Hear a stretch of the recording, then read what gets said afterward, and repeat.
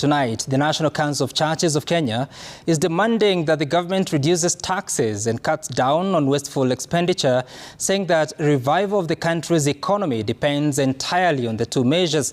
In a wide-ranging statement by the Council's General Secretary Rev. Canon Chris Kinyanjui, the NCCK also termed the move to create the positions of Chief Administrative Secretaries as ill-timed, considering the current state of the economy.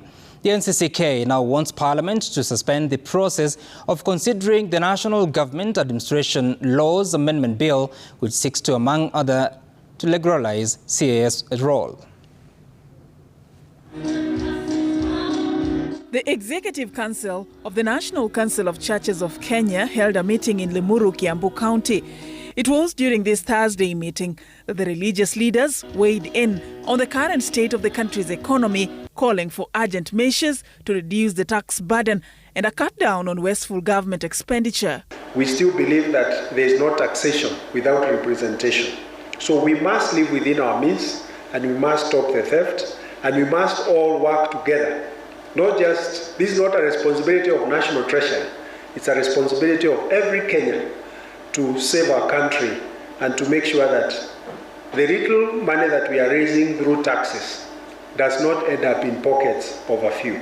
Their sentiments coming a day after Treasury Cabinet Secretary Njuguna Ndung'u appeared before the National Assembly Finance Committee, admitting that the country is in a financial fix and that the government is struggling to stay afloat. Considering the current state of economy, the religious leaders have challenged the move to create the positions of Chief Administrative Secretaries.